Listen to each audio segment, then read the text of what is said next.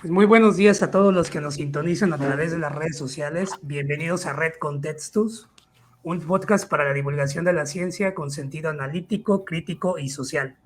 El objetivo de este podcast es aterrizar a los ciudadanos de a pie los acontecimientos y avances científicos y tecnológicos más relevantes y de interés colectivo, utilizando un lenguaje fresco y ameno del pueblo para el pueblo.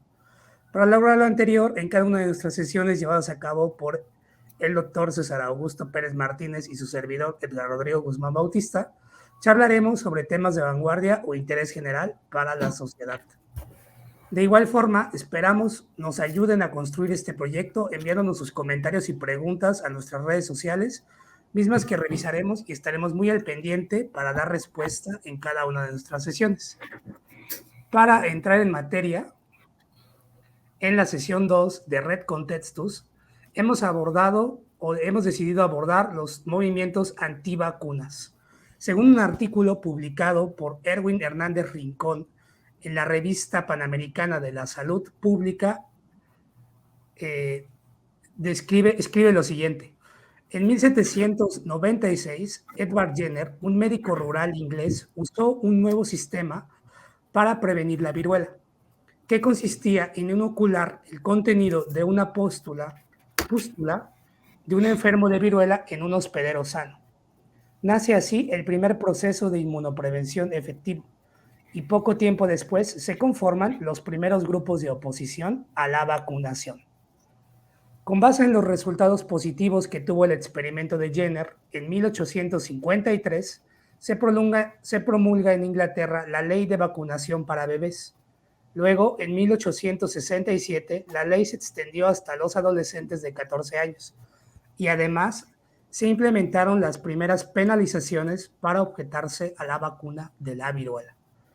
Pese a esto, grandes grupos se reunieron bajo los mismos ideales de oposición para luego conformar el movimiento antivacunas, conocido como la Liga Antivacunación, que promulgaba el cese de esta práctica. Entonces, como escuchamos, César, prácticamente desde el inicio de la vacunación, desde el siglo XIX, prácticamente, con Edward Jenner, surgieron estos movimientos antivacunas. De hecho, uno de los grandes mitos que existía y que por los cuales la gente se resistía a este proceso de vacunación es porque creían que se iban a convertir en vacas, porque las póstulas fueron obtenidas algunas de vacas, los primeros intentos, y la gente creía que eventualmente eso podía pasarles a ellos. ¿Qué otros mitos has escuchado sobre los procesos de vacunación? Hola, buenos días. Primero que nada, sí, como lo mencionas, se burlaban de la vacunación, del proceso de vacunación a través de caricaturas en los periódicos y así. De mitos, pues escuchamos muchos durante el transcurso de la pandemia, yo creo, si recordarás también el chip que nos iban a instalar, un chip de localización con sistema satelital de posicionamiento global, para saber dónde estábamos y qué hacíamos a través de la vacuna y otras tantas, pero quisiera más que platicar y burlarnos, no sé, de eso. Sí hubo otros mitos, pero relacionados con consecuencias posibles de la vacunación, no tanto consecuencias de salud, de salubridad, ¿no? Y también hubo hay una cierta resistencia, ¿no?, a confiar en la ciencia, a los resultados científicos por parte de la población, de mucha población, que digamos, que los hace resistirse a la acción. ¿Me explico? Claro, claro. Hay consecuencias. ¿Cómo sé que hay consecuencias? No, pues tenemos estos datos, y así, pero ¿tú quién eres? ¿Cómo confío en ti? ¿Qué significan estos resultados? ¿Por qué debería de confiar en ti, no? Y, Claro, ¿desde qué y autoridad moral lo dices, no? Ujú. ¿desde qué autoridad? Ajá, aunque digo, o O autoridad académica, moral o científica o académica, ¿no? exacto. Y creo que diste en el clavo, sí es cierto, autoridad moral, porque a la autoridad, digamos, la autoridad académica y científica, pues tiene un peso, perdón, tiene un peso en la comunidad científica y en la comunidad académica, pero ese peso no se traslada a la, a la, a la comunidad social, pues, ¿no? A la población en general. No, y con justa razón, yo, o sea, digo, la gente no tiene por qué creer la charola, pues, no, mira, yo soy jefe de tal cosa, lo que te estoy diciendo es verdad. La gente tiene todo el derecho de preguntarse, pues, quién es tú, o en desconfiar, ¿no? No sé qué opinas tú. No sé si nos metimos muy duro, luego. Sí, claro, es que la desconfianza es como el origen, en este caso, de Uh-huh. todos los males, ¿no? Y el hecho de por qué desconfiamos como seres humanos de una figura científica, en este caso médica, que estaría determinando prácticamente las decisiones sobre nuestras vidas, ¿no? Entonces, como que Sí. tiene bastante sentido el hecho de que de primer momento pues nos rehusemos a querer escuchar esas palabras. Sin embargo, estos grupos de expertos o las personas que toman las decisiones sobre la vacunación están conformadas por grupos de expertos que vienen desde la comunidad académica, de la comunidad de salud, de las autoridades de regulación sanitaria, y sobre esos consejos de decisión es que en teoría recae la decisión de por qué una vacuna podría ser buena o no para la población. Sin embargo, nosotros, como sociedad, no necesariamente estamos informados de quiénes son esas personas, ¿no? Ni conocemos su background académico, ¿no? Sus No, o sea, publicaciones y, se ¿no? confía en que esos grupos de expertos son éticamente, académicamente, científicamente aceptables y que son esos mismos grupos los que se autorregulan y deciden entre ellos qué criterios son los que, claramente basados en convenios nacionales o internacionales, sobre cuál es el punto de referencia para tomar una decisión tan importante como aplicar una vacuna, en el caso de México, ¿no?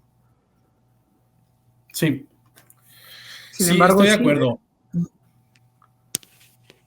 Estoy de acuerdo en eso, pues, ¿no? En el consenso, en que se formen estos grupos y todo eso, pero al, en ciencia, ¿te acuerdas tú, pues, cuando estuvimos estudiando, aprendiendo, ¿no? A hacer ciencia, nos decían por un lado que hay que cuestionar todo. O sea, yo te creo lo que me demuestres, como dicen que decía Frida Kahlo, pero yo te creo lo que me demuestres, demuéstramelo. ¿Qué me estás demostrando?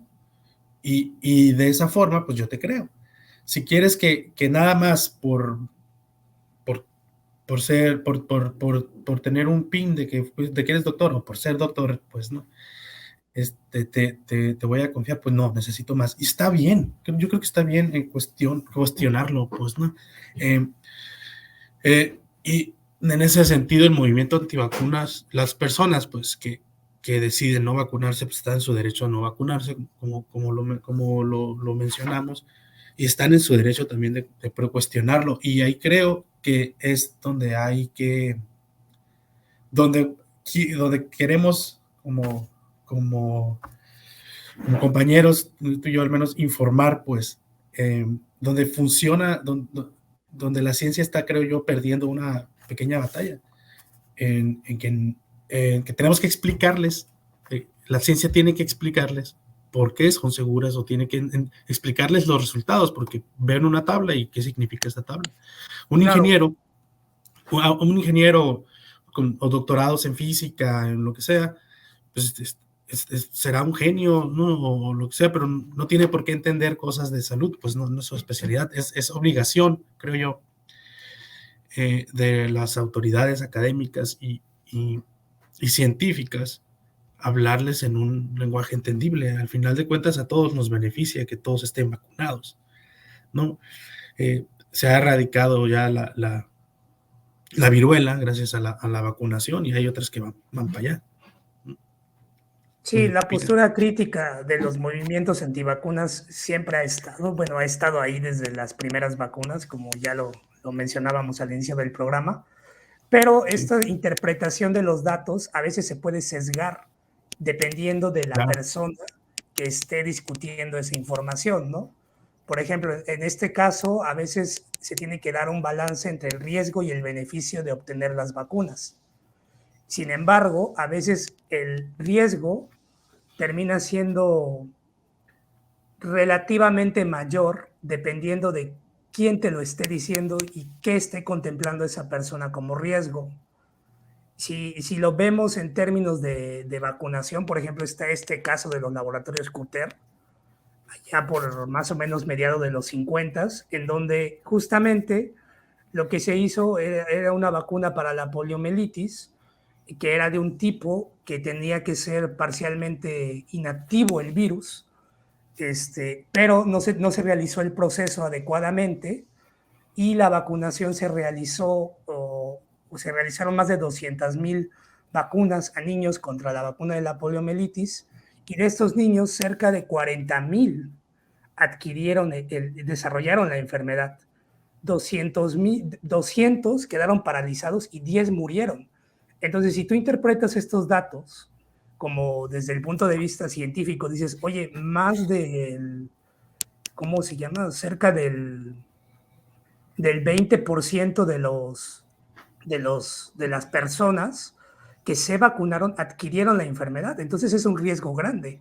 Sin embargo, en ese momento la poliomielitis estaba a una tasa de infección muy grande, que el riesgo de no vacunarse con el tiempo era mayor que incluso el, el, el no hacerlo. Entonces, es a lo que voy. O sea, si nos basamos en un solo estudio y nos ponemos como muy críticos, las interpretaciones que se pueden dar pueden ser erróneas o tergiversadas, ¿no? ¿Cómo ves este Claro. caso? Digo, si este fuera un podcast antivacunas, hubieras empezado con esa información. Se hace hincapié, es una interpretación válida decir que existe que existe que existe un riesgo, ¿no? Un riesgo asociado a inyectarme algo a mi organismo, ¿no? Yo ahí la culpa, pues, o digamos, la responsabilidad recae en el grupo, en la compañía o en el grupo que realizó la vacuna. Y pero digamos, hay que poner la frontera entre la responsabilidad de ese caso de quién era y ese caso, entenderlo, pues, y no extrapolarlo a todas las vacunas, porque son más los casos de, de los aciertos por las vacunas.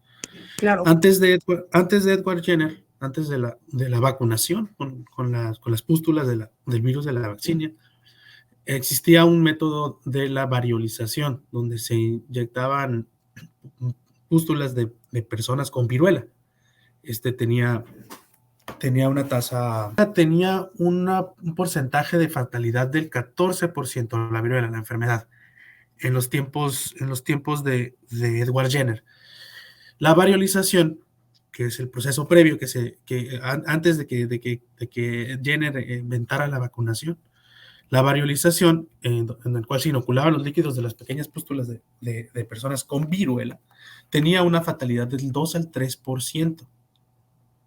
Entonces, bajabas del 14% al 3%, y pues la gente se variolizaba, se inoculaban líquidos de personas con viruela, conociendo el riesgo, pues, ¿no? La vacunación redujo por completo estos números a menos del 1%, ¿no? Los accidentes, ¿no?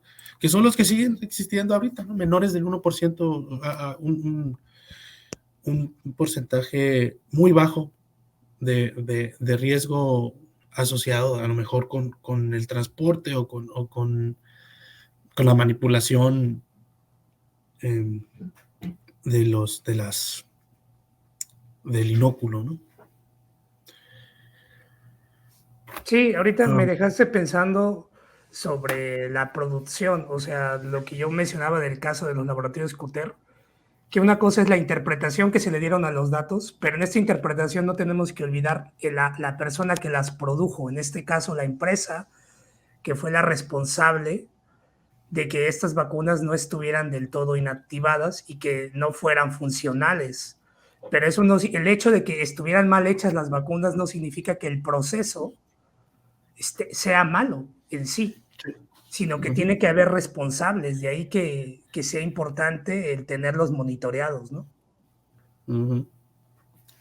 Sí, por Y sobre supuesto. esta reducción del riesgo, pues lo mismo depende mucho de la persona que lo está interpretando, ¿no? Ahorita, por ejemplo, mencionando un poco más sobre qué otros escenarios ha habido respecto a, para fundamentar los movimientos antivacunas, pues recordarás que en 1998 en Inglaterra se volvió a presentar un caso muy sonado en donde era contra la vacuna del sarampión, la paperas y la rubiola, en donde un investigador de origen inglés realizó una publicación en una revista llamada The Lancet, que es una de las publicaciones médicas más importantes y prestigiosas a nivel internacional, en las cuales él asociaba la vacunación con procesos inflamatorios en el colon y con autismo.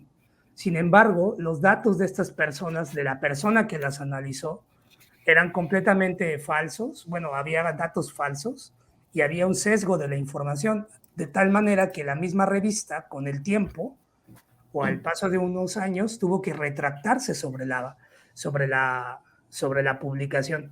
A lo que voy es que esta persona ya había hecho una mala interpretación de la información, el consejo editorial de esta revista prácticamente lo dejó ir, pero eso ya había generado un impacto en la población, un impacto a decir, ah, ya ven, las vacunas están asociadas con enfermedades negativas.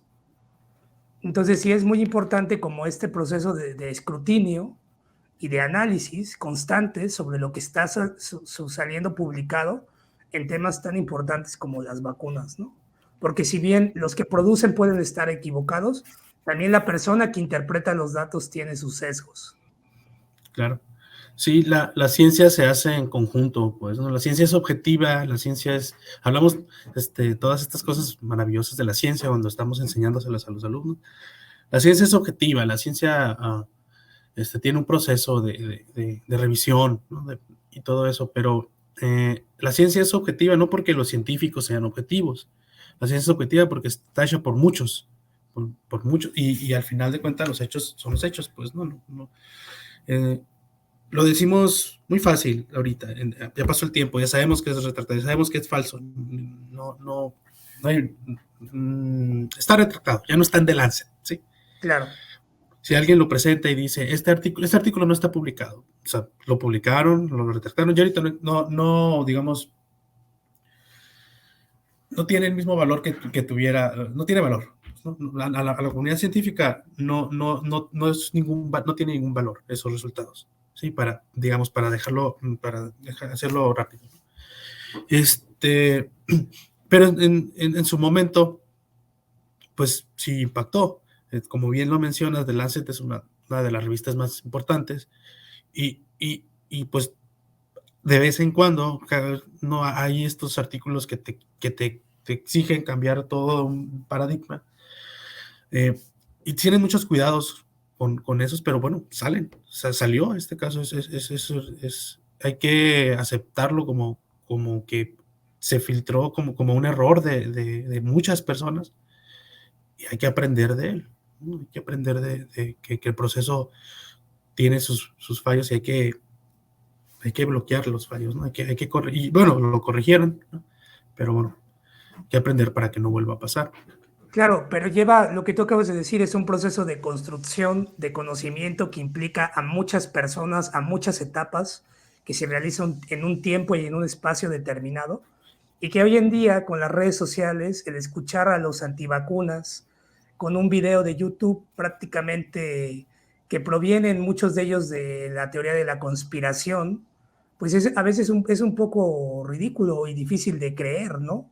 Toda esta información que sale publicada al minuto y que tiene un impacto tan negativo en la percepción de la gente, ¿no? ¿Qué opinas sobre esta construcción que se da en las redes sociales asociada con los movimientos antivacunas, en donde prácticamente no justifican y no mencionan las fuentes de quién dice que van a insertarte un chip y la gente se lo cree? O sea, la gente lo toma como auténtico. Sí, yo creo que ya hay prejuicios ya de las personas en general, cuando ven un video, pues, ¿no? De ese estilo. En mi opinión personal, yo cuando escucho ese tipo de cosas, mi percepción cambia a un, ¿estará bromeando o está haciendo una parodia? O lo pongo en la bolsita de conspiracionistas, digamos, de mi cerebro. Pero hay la gente que con ciertos prejuicios va a tener, yo con mis prejuicios lo descarté de inmediato, digamos, y la gente que no tiene esos prejuicios o que tiene otros lo va a considerar. Y ahí yo siempre, bueno, lo que quería, lo que quisiera decir en público ahorita es que hay que tener cuidado, sí, hay que tener cuidado de la información en general de las redes sociales, pero sobre todo del tono y de la forma, de cómo te dicen esta información. Es muy evidente los prejuicios de la persona que está hablando, pues, ¿no? Y yo ahí considero, pues, importante escuchar las dos partes, ¿sí? Porque si lo descartamos por completo, no aprendemos nosotros de ellos y no sabríamos cómo dirigirnos a estas personas para convencerlos desde el punto de vista este, científico, ¿no? De cómo te hablo a ti con las pruebas, no para convencerte de que yo estoy bien, no para convencerte de que tú estás mal y yo estoy bien, no para ganar una discusión en vivo, no, sino para buscar nada más un bien común, que en este caso específico es que la mayoría de la gente esté vacunada, ¿no? Claro, porque de hecho se mezclan muchos prejuicios. De hecho, en estos videos observamos a veces información biológica mezclada con información política que Claro. tiene carácter económico y que prácticamente a veces por querer abarcar todo, pues no estamos tratando de ver realmente el asunto, ¿no? El asunto importante. ¿Has tú aprendido algo de ellos? I mean, me refiero a que ¿cómo tú podrías, o tú como científico, tú como persona, o como estudiante de medicina de primeros semestres, ¿no? O como estudiante de posgrado, ¿cómo podrías tú hablar, o qué tips nos darías tú para hablarle a una persona con el objetivo nada más de al menos convencerlo de que las vacunas no son tan malas como una persona antivacunas cree? Híjole, pues es una pregunta muy buena. A ver, lo primero que yo haría Sí. sería como cuestionar como de dónde viene la información, ¿no? ¿Cuál es la fuente de la Claro. información? Como Uh-huh. de dónde lo sacaste, es decir, lo sacaste de un comunicado oficial de la Secretaría de Salud o lo sacaste de un video de internet. Entonces, desde ahí sería como ir cuestionando mucho a la persona sobre el origen de la información. Ahora sí que, como dice Diego Rusarín, ¿por qué crees en lo que crees, no? ¿Por qué crees Uh-huh. que las vacunas funcionan y por qué crees que las vacunas no funcionan? De ahí en fuera, prácticamente sería cuestionar y cuestionar como el origen de esta Sí. información y a partir de ahí ir sacando algunas, deducciones a partir de esas mismas respuestas que te den para construir la siguiente interpretación. Es decir, si la persona te dice, no, pues yo lo leí en internet o a mí me llegó por una cadena de WhatsApp, a partir de ahí prácticamente brindarle las otras alternativas que existen de información que podrían ser mucho más verídicas si es que tú identificas que la información desde ahí, desde tu background personal, desde tu cultura general, te indica que pues eso suena muy sospechoso, ¿no? Sí. Entonces yo creo que lo primero sería eso, cuestionar la información y a partir de ahí ir construyendo estos enunciados que permitan a la gente interiorizar y darse cuenta por sí misma sobre si lo que está creyendo es verdadero o es falso, ¿no?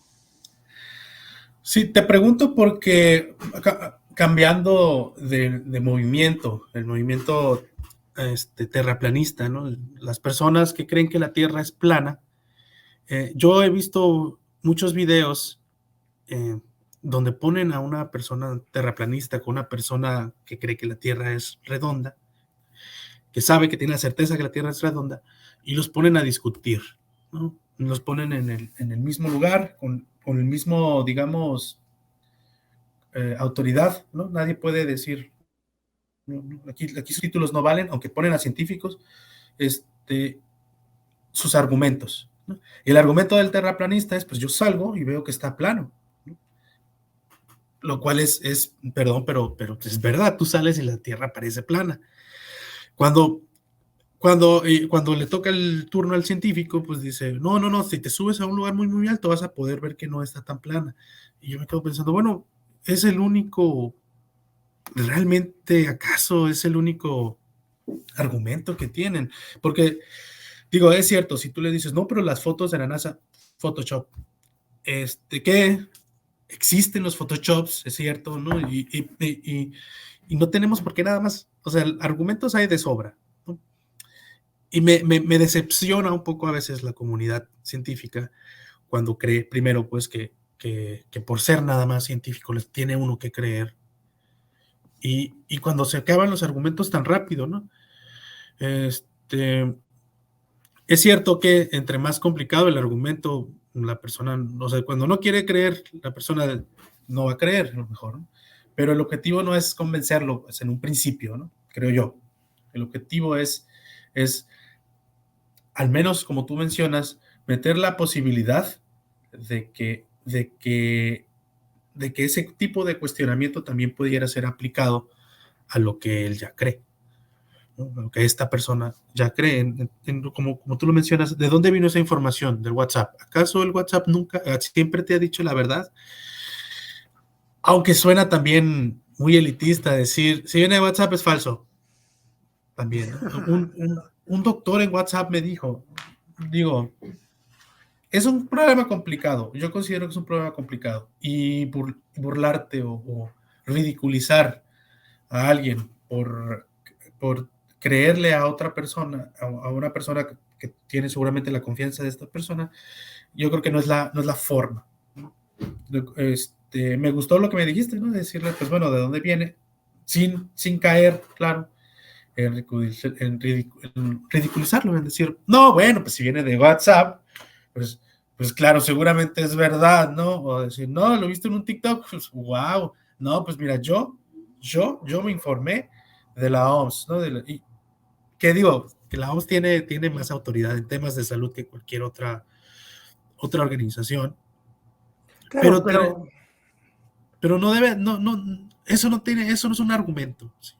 El decir, este es doctor, no es un argumento, porque no sabemos, doctor en literatura, o no sabemos si es verdad su doctorado.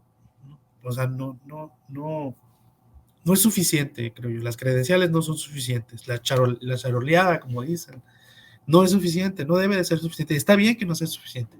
Se necesitan argumentos, a nosotros nos convencen con argumentos en la escuela, ¿no? Digo, sí, perdón. sin duda, ¿no? Sin duda. De hecho, me quedé pensando también en que ni siquiera es el medio, no es el WhatsApp o el YouTube o el TikTok o el Instagram el que está per se, no es el medio, sino es la información, como los argumentos que se están Claro, utilizando para fundamentar tu postura, sino es esa información, no importa cómo llegue, en realidad puedes informarte por el Telegram de la OMS, de la Organización Panamericana de la Salud, o por el WhatsApp o por el Twitter directamente del director de la Organización Mundial de la Salud, y claro. ese medio te está dando la información correcta. Sin embargo, es en quién confías y con base en qué, ¿no? Exacto, exacto. Y en ese sentido, nuestros argumentos para la vacunación, o sea, sabemos que funciona la vacunación por tantos casos de victorias, ¿no? contra enfermedades, y conocemos nosotros del sistema inmunitario en este caso, basados en muchos experimentos. Es difícil decirle a una persona en 30 minutos o con argumentos cortos también, pues, ¿no? Es difícil, es un tema gris, pues es complicado. Pues. Tampoco voy a darle una clase de inmunología de 1 hora, pues, a una persona que no quiere creer en las vacunas. Pero la historia, mis argumentos siempre para hablar cuando hablo con personas antivacunas es la historia, son los números de casos, y en el caso del COVID, pues ya vimos que las vacunas funcionaban, que se reducía las personas en, en, de 10 personas que estaban hospitalizadas después de la vacunación, uno de ellos era vacunado, los otros no eran personas que no se vacunaron. Entonces, es fácil ver ahí, con esos números, que la vacunación funciona, ¿no? Claro, sí, de hecho, la vacunación funciona aquí y en China, ahora sí que es literal.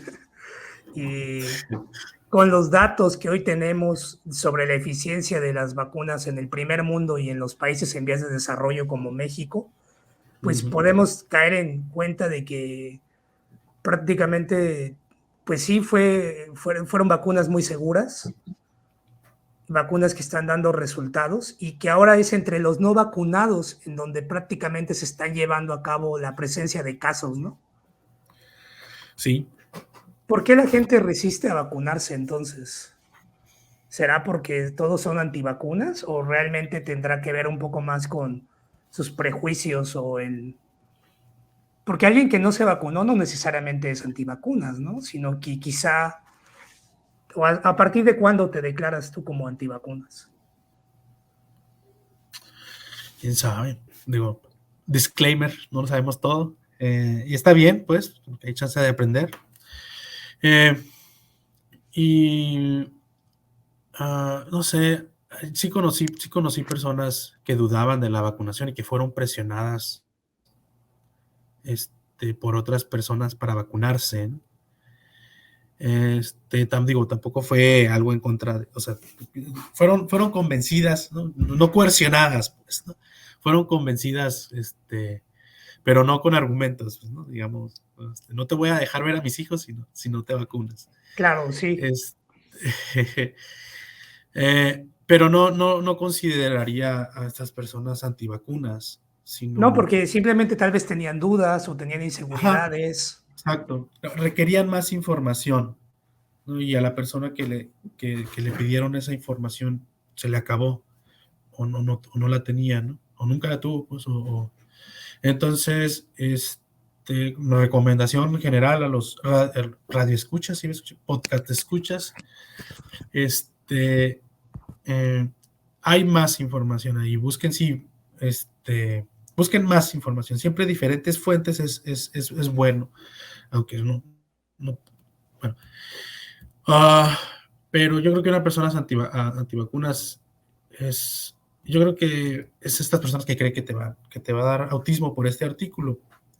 Todavía lo usan, pues, ¿no? Ese movimiento todavía es utilizado, ese artículo rechazado, ya eliminado, pues, este, como evidencia. Entonces, cuando alguien usa ese artículo, yo ya lo consideraría ya, ok, ya no cree, ya dejó de creer en la comunidad científica, ya va a creer en otras cosas. Ya va a ser más difícil a lo mejor convencerlo de Claro. que se vacune. Pues muy ¿Tú qué bien. opinas? No, pues sí, o sea, estoy de acuerdo con gran parte de lo que dices. O sea, las personas que ya tienen un sesgo natural a, a creer en este tipo de cuestiones van a utilizar todo lo que encuentren a su mano para tratar de justificar su postura, ¿no? Sea que el artículo sea válido o no válido, o que haya sido otra época, o haya sido otra enfermedad, van a utilizar, van a mover cielo, mar y tierra para que su postura sea la vencedora, ¿no? Cuando no se trata de posturas ganadoras y vencedoras, porque como vemos con el tiempo y el cambio de percepción o los nuevos conocimientos que vamos adquiriendo, pues esas posturas al final terminan siendo inválidas, ¿no? Sí, Entonces, y podemos aprender de eso, creo yo, como científicos que somos, ¿no? La gente que de las ciencias de la salud, que es responsabilidad también convencerlos, pues, ¿no? Cuando una discusión cayó ahí, en ese lugar donde se trata de voy a decir algo para, para ganarte, ya no va a funcionar, ¿no? Ya no lo vas a convencer, es mejor esperar después, ¿no? Tomarte un respiro porque ya te van a checar hasta tu ortografía. Ya si dijiste ortografía, ya perdiste, ya no, ya está mal lo que dijiste y hay un riesgo, pues, hay un riesgo en el que si tú dices si pones el acento en otra parte, ya te descalificaron. Entonces, cuando una discusión llega a ese punto, como científico, mi recomendación a las personas, a los podcast escuchas, es que ya no continúen, ¿no? Ya se acabó ahí la discusión, ya no se trata de la vacunación, ya se trata de otra cosa. No sé, ¿tú tienes algún consejo para los podcast escuchas? pues para los podcast escuchas, que escuchen Red Contextus, que prácticamente ya estamos llegando al final de nuestro programa el día de hoy. Y pues, ¿cuáles serían los puntos principales para recapitular lo que hemos visto el día de hoy? Pues el primer punto sería recordar que los mitos sobre la vacunación han existido desde cuando la vacunación se creó. Mitos fundados o infundados basados en nuestras percepciones, que con el tiempo se ha visto que han sido derrumbados, ¿no? No nos convertimos en vacas después de ser vacunados con Jenner. Sin embargo, en ese momento histórico para la gente tenía mucho sentido, quizá por la misma información bajo la que ellos habían sido formados, ¿no? O sea, para ellos quizás sí no teníamos los conocimientos que hoy tenemos, entonces eso para en ese momento histórico era justificable. Sin embargo, otro punto que me gustaría destacar de lo que hablamos el día de hoy es que no solamente es el medio de información, no se vale descalificar por el medio de información mediante el cual nosotros nos informamos, sean estas redes sociales o sean páginas web o sean comunicados oficiales, sino también se vale cuestionar a la persona o autoridad que está tomando esas decisiones y en su caso informarnos sobre quiénes son esas personas, ¿no? ¿Qué otro Pero se punto? puede cuestionar, se vale cuestionar, pues se vale, como bien lo dijiste, ¿no? Se vale. Se puede preguntarle a un científico o a un doctor, oye, ¿por qué? No estamos, no estamos faltándole el respeto a ninguna persona. Pues, perdón.